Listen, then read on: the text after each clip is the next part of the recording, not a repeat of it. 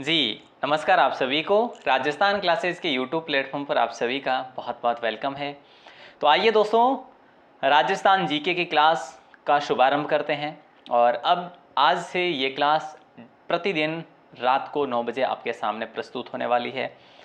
तो देखिए, art and culture का ये मॉडल पेपर रहने वाला है दोस्तों। पहला मॉडल पेपर रहेगा आपके लिए, और इसमें मैं आपको बता दूं, कला एवं संस्कृति सेक्शन ही रहेगा। देखो, आप सभी को विदित है, राजस्थान भूगोल में बहुत कुछ सेंज देखने को मिलेगा, बदलाव देखने को मिलेगा, क्योंकि 33 जिले थे और अब हम कहें तो 53 जिले हुए हैं।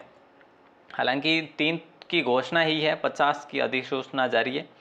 तो इतनों में अगर देखा जाए 2-3 में तो ठीक है कि भाई ज़्यादा फर्क नहीं पड़ेगा, लेकिन ये अगर 20 जिले हैं, ठीक है, तो इसमें सीधी सी बात है कि भाई बदलाव ज़रूरी है, ठीक है, और बदलाव ही हमें पढ़ना पड़ेगा। इम्पोर्टेंट सेशन रहने वाला है आपके लिए। और दोस्तों, अगर आप फर्स्ट टाइम है क्लासेस पर, तो आप देखो, पशु परीक्षर एग्ज़ाम का कंप्लीट प्रश्न बैंक आप प्रत्येक सब्जेक्ट का पढ़ना चाहो तो 99 में आपको दिया जा रहा है, राजस्थान 360 एप्लीकेशन पर, यानी ऐप पर। और पशुपालन जो विषय है, इसको मात्र 49 कर दिया गया है। इससे आप ऐप पर जाकर ले सकते हैं, प्रश्न बैंक रहेंगे पीडीएफ फॉर्मेट में। फ्री कोर्स लेना चाहें दोस्तों, तो आपको कुछ नहीं करना है, गूगल पर जाना है, अपने मोबाइल में गूगल ओपन करना है। गूगल ओपन करने के बाद आपको राजस्थान क्लासेज टाइप करना है। राजस्थान क्लासेज टाइप कर लोगे तो आपको कंप्लीट पीडीएफ कोर्स जो है, फ्री कोर्स जो है, आपको मिल जाएगा यहाँ पे, ठीक है। Telegram, website, WhatsApp, Android app, सब का नाम ये है। और व्हाट्सएप पर आप हमें मैसेज भी कर सकते हैं, अपना नाम और ज़िला लेकर, नाम जिला लेकर आप मैसेज भी कर सकते हैं, ताकि आपको हम जो है ग्रुप में ऐड कर सकें। चलिए दोस्तों, शुरू करते हैं। पहला सवाल जैसा कि आप लोगों की स्क्रीन पर है, आपके अपने मोबाइल पर। और देखो साहब, आपको एक विनती है कि आप इन क्लास से लास्ट तो ही जोड़िया रहीजो, ताकि आपने जो भी मैं देखो जानकारी देऊँगा, जो भी एडवांस वगैरह जानकारी देऊँगा, तो उन्हें आप हो सके तो नोट कर जो, और नोट नहीं करो तो याद तो देखो रखनी क्षमता रखनी जे, ताकि ये जो आगे आने वाले टाइम में आप भूल नहीं सको, ठीक है। और सवाल भी अगर कोई एग्जाम में पूछ भी ले तो कोई गलत नहीं कर सको। थेवा कला के लिए प्रसिद्ध परिवार कौन सा है? देखिए दोस्तों, आप सभी को पता है कि थेवा कला वैसे प्रसिद्ध है। कहाँ का प्रसिद्ध है? बोले सर, थेवा कला तो प्रतापगढ़ का प्रसिद्ध है, ठीक है, प्रतापगढ़ का है। और ये सोनी परिवार इसके सिद्ध हस्त है, ठीक है, हस्त सिद्धि है वैसे। और इनके जो थे ना, जैसे सोनी परिवार हो गया, और इनके जो कलाकार थे जिनका नाम था महेश राज, महेश राज जिनका नाम था ना, महेश राज को उनको राष्ट्रपति के द्वारा अवार्ड भी दिया गया, राष्ट्रपति के द्वारा अवार्ड दिया गया, और उस अवार्ड का नाम है पद्मश्री।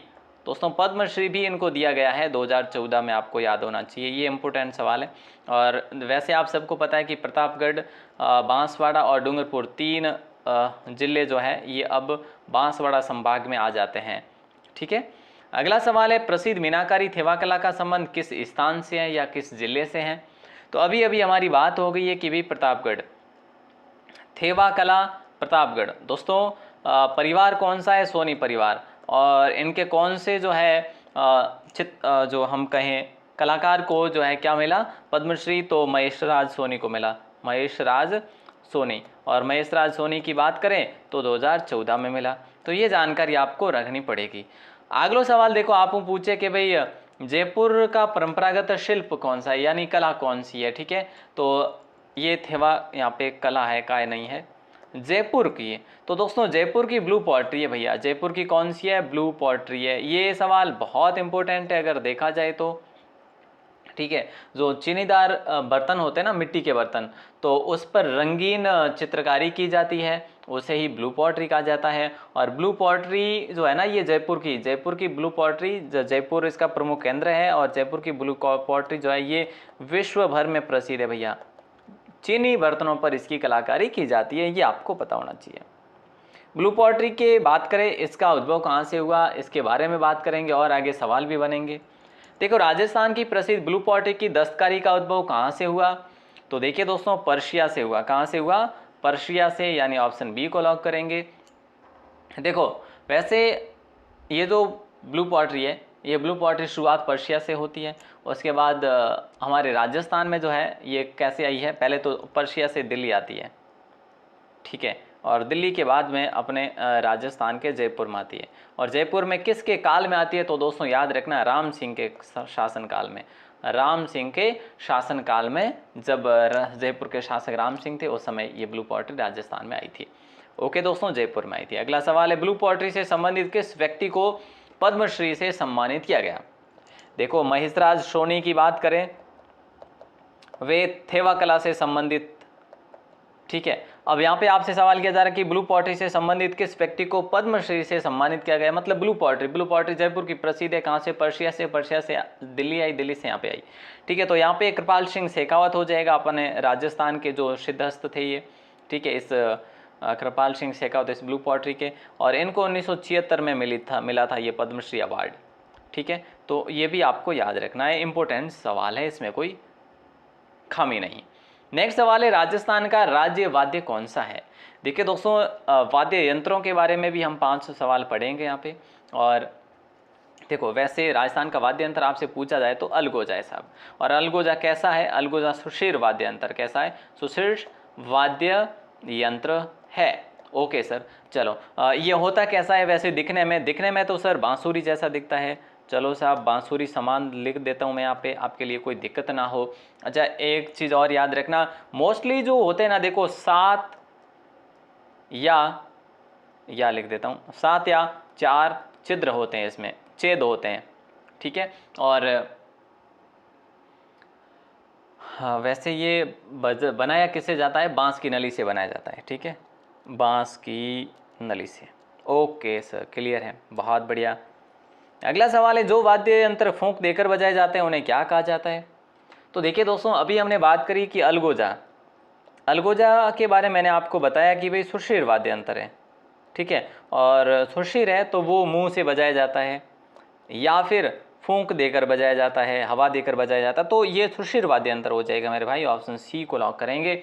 ये सवाल भी बेहतरीन है। अब इसके कुछ जो उदाहरण प्रस्तुत करना चाहूँ आपके सामने, तो आप क्या बताएंगे? देखो सबसे पहले तो मैं आपके लिए लिख देता हूँ सुरनाई, ठीक है, और बांसुरी, ठीक है, और अलगोजा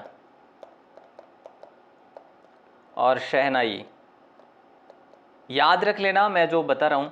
देखो, सतारा भी है, ठीक है, और जो जोगी लोग पुंगी का प्रयोग करते हैं, पुंगी भी है, ठीक है, मशक भी है, ठीक है, उसके बाद बंशी भी है। तो इस प्रकार के जो है बहुत सारे वाद्य यंत्र होते हैं जो सुशीर वाद्य के अंतर्गत आते हैं, और इसको फूंक देकर बजाया जाता है या फिर आप यूँ कह लीजिए मुंह से बजाया जाने वाला वाद्य यंत्र। अगला सवाल है कि निम्न में से कौन सा तत्वाद्य नहीं है? देखो, तत्वाद्य वो होता है जो जिसकी तारों से ध्वनि उत्पन्न हो, तारों से ध्वनि निकले या उत्पन्न हो, ठीक है। तो देखो, रावणता तत्वाद्य है, जंतर भी तत्वाद्य है, बांकिया और कामायचा, देखो कामायचा भी तत्वाद्य है। देखो, बांकिया को कैसे बजाया जाता है? फूंक देकर बजाया जाता है। इस प्रकार का ये कैसा है? सुशीर वाद्य यंत्र। कैसा है? सुशीर वाद्य यंत्र है ये वाला। क्योंकि आप सभी को बताएं, रावण हत्थे में भी तार होते हैं, जंतर में भी, कामायचे में भी, लेकिन बांकिये में नहीं होते। बांकिये को फूंक देकर बजाया जाता है। तार से निर्मित वाद्य यंत्र कौन सा? एक बार फिर से इसी प्रकार का सवाल, तार से निर्मित। ये जो मैं सवाल करवा रहा हूं ना, ये PYQ है मेरे भाई, ये पुराने परीक्षाओं में पूछे गए प्रश्न है।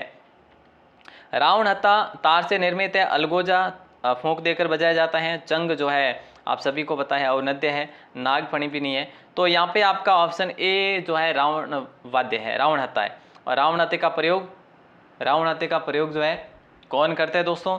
रावण हत्थे का प्रयोग जो है पाबूजी के जो भोपे वगैरह इसका प्रयोग करते हैं, और ये एक प्रकार का तत्वाद्य है। अगला सवाल देखिए, चौतारा कामायचा कौन से लोकवाद्य परंपरा से जुड़े हुए हैं? तो यहाँ पे आपका राइट आंसर हो जाएगा तत्वाद्य। अभी हमने बात करी है, तत्वाद्य ही होगा ये। अगला सवाल है, राजस्थान राज्य की आत्मा किस नृत्य को कहा जाता है? देखिए दोस्तों, राजस्थान राज्य की आत्मा किस नृत्य को कहा जाता है? तो ऑप्शन ए आपका लॉक हो जाएगा, घूमर। राजस्थान राज्य की आत्मा किस नृत्य को कहा जाता है? तो घूमर को कहा जाता है। और राजस्थान में जो घूमर है ना, घूमर के 3 प्रकार हैं, जैसे मैं आपको ऑलरेडी पहले भी बता चुका हूँ। एक तो घूमर है, एक झूमरियो, ठीक है, और एक जो है आपका लूर है, ठीक है। तो ये तीनों के तीनों आप याद रखेंगे अच्छे से। देखिए अगला सवाल है, निम्न में से कौन सा मात्र पुरुषों द्वारा किया जाने वाला नृत्य नहीं है? पुरुषों द्वारा किया जाने वाला नृत्य नहीं है। देखो गैर पुरुषों द्वारा किया जाता है, ढोल भी पुरुषों द्वारा किया जाता है, अग्नि जो सिद्ध पुरुषों के द्वारा किया जाता है, लेकिन लूर में पुरुषों और महिलाओं का दोनों का जो है साथ रहता है। और नेक्स्ट सवाल आपकी स्क्रीन पर ये लीजिए। तो किस त्यौहार पर घूमर नृत्य का आयोजन किया जाता है? तो यहाँ पे आपका राइट आंसर होगा गणगौर। दोस्तों ये सवाल भी एग्जाम में पूछा गया है, गणगौर को लॉक करेंगे, यानी ऑप्शन बी आप सभी का सही आंसर हो जाएगा। और वैसे आप सबको पता है क्या, राजस्थान में घूमर लोक नृत्य को मतलब बढ़ावा देने के लिए राज्य सरकार के द्वारा 1986 में गणगौर घूमर नृत्य अकादमी की स्थापना भी की गई थी। गणगौर घूमर नृत्य अकादमी की स्थापना, गणगौर घूमर नृत्य अकादमी, और इसकी स्थापना मैंने आपको बताया 1986 में। नेक्स्ट सवाल देखिए, नेक्स्ट सवाल है, राजस्थान के लोक नृत्य एवं उसके प्रचलन क्षेत्र के संबंध में निम्न में से कौन सा युग्म सही नहीं है? देखो गीदड़ नृत्य जो है शेखावटी में किया जाता है, इसमें कोई शक नहीं, बहुत अच्छा सवाल है। ढोल नृत्य की बात करें तो जालोर में किया जाता है ढोल नृत्य, ठीक है, जालोर साइड में। बम रसिया नृत्य की बात करें तो ये बीकानेर में नहीं किया जाता। बम नृत्य जो है आपके भरतपुर में, भरतपुर साइड में किया जाता है, बम नृत्य है जैसे, है ना, बम रसिया नृत्य। और डांडिया नृत्य मारवाड़, सही बात है। तो ऑप्शन सी आप सभी का सही आंसर हो जाएगा। नेक्स्ट सवाल है, देखिएगा कि बम नृत्य जो अलवर भरतपुर में प्रसिद्ध है, यहाँ बम शब्द से तात्पर्य क्या है, ये आपको बताना है। देखिए नई फसल, पुरुषों का समूह, भगवान शिव का उच्च स्वर और नगड़ा। देखिए दोस्तों ये जो नृत्य किया जाता है ना, ये फाल्गुन महीने में किया जाता है, और फाल्गुन महीने में नई फसल के आने के उपलक्ष्य में ये नृत्य किया जाता है, ठीक है। तो बम का मतलब है यहाँ पे नगड़ा। ऑप्शन डी आपका सही आंसर होगा। बिल्कुल अच्छा सवाल था और पढ़ने लायक भी था, और सवाल एग्जाम में पूछा गया और पूछे जाने की प्रबल संभावना भी है। राजस्थान के किस शहर में होली के दौरान रम्मत का आयोजन किया जाता है? देखो साहब, वैसे आप सभी को मैं ऑलरेडी पहले भी कई सारी क्लास में बता चुका हूँ। रम्मत एक तो बीकानेर की प्रसिद्ध है और एक राजस्थान की जैसलमेर की प्रसिद्ध है। रम्मतें दो जगह की ही प्रसिद्ध है, ठीक है। तो यहाँ पे आपका राइट आंसर होगा, देखो होली के दौरान रम्मत का आयोजन किया जाता है बीकानेर में, ये आपको याद रखना है। और इसकी बात करें तो देखो फाल्गुन महीने में ही ये रमत शुरू होती है, जैसे फाल्गुन शुक्ल अष्टमी को होती है और फाल्गुन शुक्ल चतुर्दशी तक ये चलती है। ओके, क्लियर है। अगला सवाल देखिए, रम्मत लोकनाट्य को निभाने वाले पात्र को किसके रूप में जाना जाता है? तो देखिए रम्मत लोकनाट्य को निभाने वाले पात्र को खेलार के रूप में जाना जाता है। लेकिन दोस्तों याद रखना, बीकानेर की जो रम्मत है ना, इसके बीकानेर की रम्मत के मुख्य विषय क्या है पता है आपको? देखो एक तो प्रहलाद है, एक लैला मजनू पास में ही है इसलिए लैला मजनू पास में है इसलिए लैला मजनू भी है, ठीक है, पूर्णमल भी है, एक राजा हरिश्चंद्र भी है। तो इस प्रकार से ये विषय है इस बीकानेर की रम्मत के। अगला सवाल है, संत पीर शाह अली और तुकनगीर ने 400 साल पहले मेवाड़ में किस ख्याल की रचना की थी?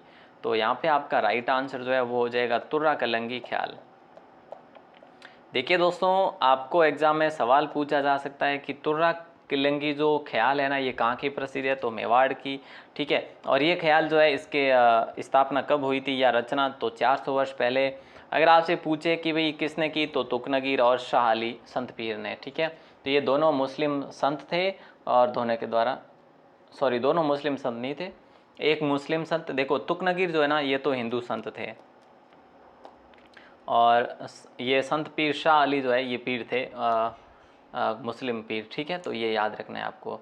ओके, अच्छा सवाल है, यस। वैसे आगे बढ़ते हैं, सवाल भी आएगा, तुर्रा और कलंगी लोक नाट्य में तुर्रा और कलंगी प्रतीक है, किसका प्रतीक है बताओ?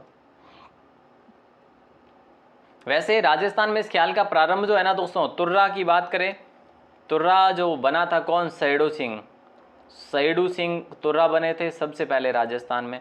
और कलंगी कौन बनी थी? हमीद बेग कलंगी बने थे। तो तुर्रा कौन है और कलंगी कौन है? बोले सर शिव और पार्वती, है ना।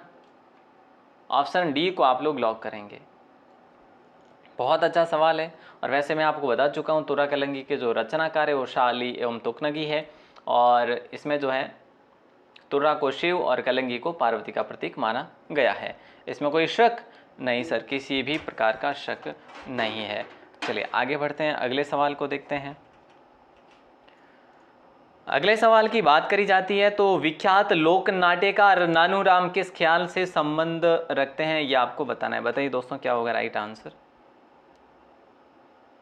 तो बताइएगा क्या होगा राइट आंसर। तो देखिए विख्यात लोक नाट्यकार नानूराम किस ख्याल से संबंधित है, तो यहाँ पे आपका राइट आंसर क्या हो जाएगा। देखिए नानूराम की बात करें, ये शेखावाटी ख्याल से संबंधित है।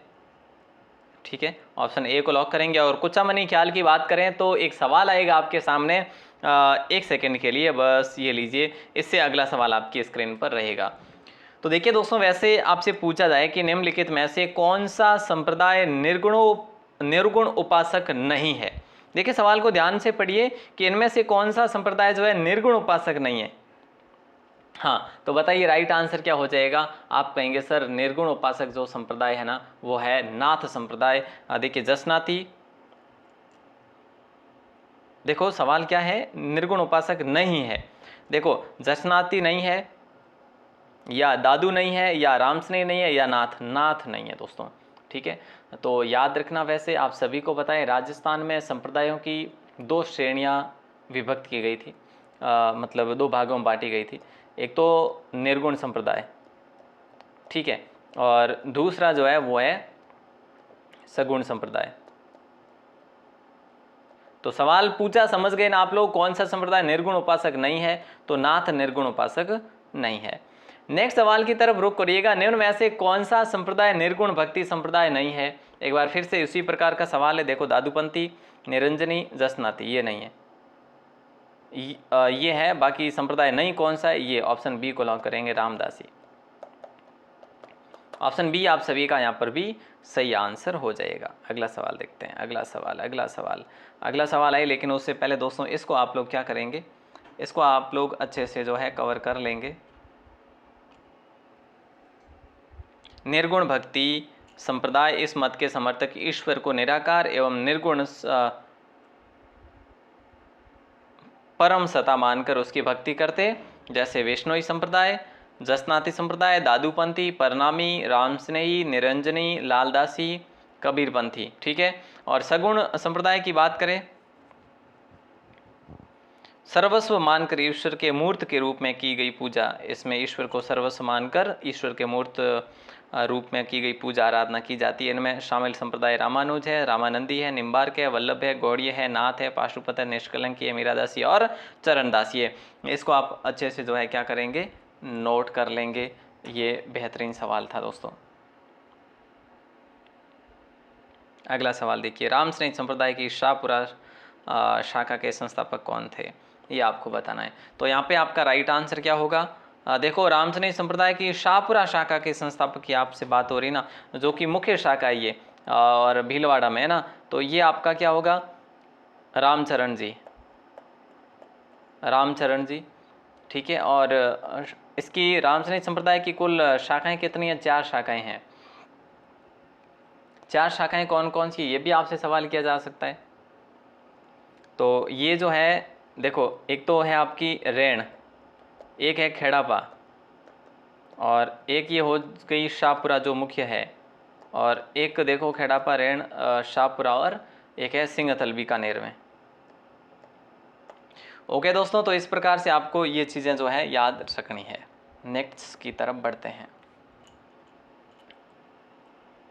नेक्स्ट ये लीजिए, नेक्स्ट सवाल है कि संत दरियाव जी है ना, हाँ, संत दरियाव जी रामस्नेह संप्रदाय की किस शाखा के प्रवर्तक थे। देखिए दरियाव जी का सवाल पूछा। देखो रामचरण जी की बात करें तो रामचरण जी किसके, शाहपुरा शाखा के, और उन्हीं को ही है जो हम मानते हैं कि ये जो है इसके संस्थापक भी थे इस संप्रदाय के, और जो प्रमुख पीठ जो गद्दी थी वो भी यही थी, प्रमुख पीठ की बात करें तो भी।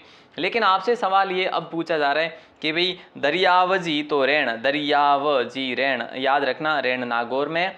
और दोस्तों देखो सिंहथल की बात करें, सिंहथल में हरि राम दास जी, तो बड़ा नाम सिंहथल का है, तो सिंहथल में हरिराम दास जी थे। खेड़ापा की बात करें दोस्तों, तो खेड़ापा में कौन थे? तो खेड़ापा में थे रामदास जी, सिर्फ रामदास जी। अगला सवाल देखिए, तो नेक्स्ट सवाल आपकी स्क्रीन पर है कि रामसनेही संप्रदाय अपना फूल डोल महोत्सव किस महीने में मनाते हैं? तो बताइए राइट आंसर क्या होगा। देखिए दोस्तों, रामसनेही संप्रदाय अपना फूल डोल जो महोत्सव मनाते हैं, जो शाहपुरा में, आप सभी को पता है, और शाहपुरा अब जिला बन चुका है दोस्तों, आप सभी को विदित होना चाहिए, शाहपुरा अब जिला बन चुका है। तो इसी शाहपुरा में फूल डोल महोत्सव आयोजित होता है और ये होता है चैत्र महीने में। याद रखना, बहुत इंपॉर्टेंट सवाल है, और ये होली के दूसरे दिन ही आयोजित होता है। ठीक है, क्लियर है। निम्न में से किसे मरुभूमि की कोकिला कहा जाता है? निम्नलिखित में से किसे मरुभूमि की कोकिला कहा जाता है? तो देखो, गौरी देवी, मांगी बाई, बनो बेगम, ठीक है, अल्लाह जिलाई बाई। देखो, अल्लाह जिलाई बाई की बात करें, इनको राजस्थान की मरु कोकिला कहा जाता है, और मरुभूमि की कोकिला भी कहा जाता है। बीकानेर निवासी थी ये। ठीक है, और देखो, वैसे कला और साहित्य का योगदान इन्होंने खूब दिया था, तो इनको पद्मश्री से सम्मानित भी किया था, जो कि कब किया था? 1982 में। ठीक है, तो ये चीज़ आप याद रखेंगे। और इन्होंने सबसे पहले जो गीत गाया था वो गाया था केसरिया बालम अवनी पधारो हमारे देश, है ना, ये गीत भी इन्हीं के द्वारा गाया गया था। नेक्स्ट सवाल है, बीकानेर की गायिका अल्लाह जिलाई बाई किस राग गाने के लिए प्रसिद्ध थी? तो देखो, मल्हार या मांड? बोले सर, मांड गायिका थी ये। कैसी थी ये? मांड गायिका थी। कहाँ की थी? बीकानेर की थी। ओके सर, याद रखेंगे, वेरी गुड, बहुत बढ़िया। गौरी देवी राजस्थान की किस लोक संगीत गायन शैली से जुड़ी हुई थी? तो गौरी देवी भी मांड गायिका से ही जुड़ी हुई थी। गौरी देवी कहाँ से थी? ये गौरी देवी पाली से बिलोंग करती थी, याद रखिएगा। अच्छा सवाल है, इंपॉर्टेंट सवाल है, एग्जाम में सवाल पूछे जाने की प्रबल संभावना भी है। अगला सवाल देखो, मारी बरसा लेरी मुमल हाले नहीं है आली जेरे देश। तो नामक लोकगीत जो है देश है, ठीक है, नामक लोकगीत किस क्षेत्र का है, ये आपसे पूछा जा रहा है। तो राइट आंसर जो है हमारा जैसलमेर होगा। देखो, मूमल जो है, मूमल और सुमल, ये दोनों बहनें थी। ठीक है, इन दोनों की मेड़ियाँ कहाँ पर है? जैसलमेर में है, लोद्रवा के पास में। याद रखना, इंपॉर्टेंट सवाल है दोस्तों। और इनकी एक देखो कथा भी है, इनकी प्रेम कहानी भी है, फुर्सत मिली कभी तो सुनाएंगे आपको। ठीक है साहब, ओके। अगला सवाल देखो, सुबटिया लोकगीत कहाँ का संबंध किससे है? सुबटिया कह लो या सुबटिया कह लो, अभी 2-3 वर्ष पहले ये फेमस भी हुआ था काफ़ी, है ना। तो सुबटिया लोकगीत जो है, इसका संबंध आपका भील स्त्री से है। ऑप्शन डी को लॉक करेंगे। देखो, जब पति, भील स्त्री का गीत है, पति अगर इनका जो है जब बाहर रहता है तो ये अपने प्रेमी को, पति को संदेश भेजकर जो है इस गीत के माध्यम से संदेश भेजती है। अगला सवाल है, कौन सा महल मारवाड़ चित्र शैली एवं जनजीवन के चित्रों की अभिव्यक्ति के लिए प्रसिद्ध है? तो ये है छोका महल जोधपुर भैया, छोका महल जोधपुर है। अगला सवाल है, किस शासक के काल में किशनगढ़ चित्रकला शैली अपने चरम पर पहुंची थी? किशनगढ़ भैया, किशनगढ़ राजस्थान की सबसे नारी सौंदर्य में सबसे प्रथम स्थान प्राप्त करने वाली, राजस्थान की सौंदर्य के लिए जाने जाने वाली है। ठीक है, और किशनगढ़ में ये थे आपके राजा नागरीदास। राजा नागरीदास के समय ही बनी ठनी बनी थी, आपको पता हो तो बनी ठनी। ठीक है, जो किसने बनाई थी? मोरध्वज और निहाल चंद आप याद रखेंगे। ओके दोस्तों, ओके, याद रखिएगा। अगला सवाल है, सर्वतोभद्र, आदिनाथ और नेमिनाथ की जैन मूर्तियां जो है, ये हमें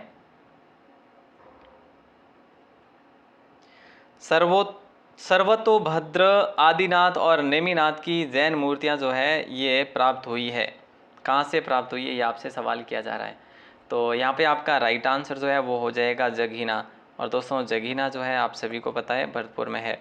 अब आपको पता है क्या, डीग जो है अब जिला बन चुका है। डीग अब जो है जिला बन चुका है। तो आप याद रखना, यूँ ना हो कहीं के आप डीग को अभी भी भरतपुर में पढ़ो। वैसे आप सबको पता ही है, ऐसी कोई दिक्कत नहीं है, लेकिन कई बार अपन जितना पुराना पढ़ा हुआ है ना, अपन को जैसे बहुत बढ़िया तरीके से कवर किया हुआ है, तो उसमें कई बार प्रश्नों को ध्यान से ना पढ़े या फिर जल्दबाजी में, ऐसा कर सकते हैं। राजस्थानी कला की मूल शैली के रूप में किस चित्र शैली को माना जाता है? मूल शैली तो भैया मेवाड़ है, प्राचीन कह लो, है ना, इसको मूल कह लीजिएगा। बहुत इंपॉर्टेंट सवाल है भैया, बहुत इंपॉर्टेंट। अगला सवाल देखिए, अगला सवाल है आदमकद पोर्ट्रेट किसकी विशेषता है? आदमकद या पोर्ट्रेट चित्र किसकी विशेषता है? तो जयपुर शैली की है। सबसे पहले प्रताप सिंह के समय ईश्वरी सिंह का पोर्ट्रेट चित्र बनवाया गया था, ईश्वरी सिंह का। सभी को पता है, इसमें कौन बताएंगे कि सर हमें नहीं पता? सबको पता है भैया। अगला सवाल है, देखो ये आखिरी सवाल रहने वाला है आपके लिए। राजस्थान संगीत नाटक अकादमी कहाँ पर अवस्थित है? तो ये दोस्तों ऑप्शन सी को लॉक करेंगे, जोधपुर में स्थित है। 1957 में इसकी स्थापना हुई थी। कब हुई थी? 1957 में इसकी स्थापना हुई थी। चलो साहब, बहुत बढ़िया। नेक्स्ट सवाल है, राजस्थान संगीत संस्थान कहाँ पर स्थित है? इसका जवाब आपको देना है कमेंट सेक्शन में। देखूं, मैं ही देखूं ला कि कौन कौन है जो इन्होंने जवाब दे, कौन कौन कितना कितना पढ़े हैं। देखो मैं आपने बता दियो कि वन रक्षकरी ज्यों वनपाल ज्यों क्लासों हाली थी नहीं अपने, यूँ और यूँ आपरी क्लासों हालावला अटे भी। ठीक है, बहुत बढ़िया तरीके हूँ। अब देखो हमार तो अपने ज्यों हाले नहीं यो देखता रहो, बाकी आगे आने वाला टाइम की कर कहीं बैठे ज्यों भी है आप रे वास्ते बढ़िया इस कोशिश करूँगा। ठीक है, और इन्हों जवाब दे दीजिए आप। बाकी मैं आपने बता दियो कि भाई कहीं कहीं है कहीं नहीं है। जो आ चीज़ है नहीं, पशु परिचर भर्ती वास्ते प्रश्न बैंक आप ले सको 99 में, कंप्लीट व्याख्या सहित सब्जेक्ट वाइज है। ठीक है, और पशु परिचर ओनली सब्जेक्ट वास्ते अगर 30 वो % वाला है नहीं, जैसे 45 प्रश्न आवेला, तो वो भी ले सको 49 में ओनली। तो आपने उन वास्ते राजस्थान 360 ऐप इंस्टॉल करना पड़ेगा। ठीक है, बाकी आप फ्री कोर्स भी ले सको राजस्थान क्लासेज वेबसाइट टू। ठीक है, तो जो भी आपने ठीक लगे, जो भी आपको बेस्ट लगे वो ज़रूर करें। आप सभी का दिल से बहुत बहुत शुक्रिया। आप सभी का स्नेह और विश्वास यूं ही बना रहे, आप सभी से ऐसी आशाएं करता हूं। प्लीज़ क्लास को शेयर ज़रूर करें। All the best. जय हिंद।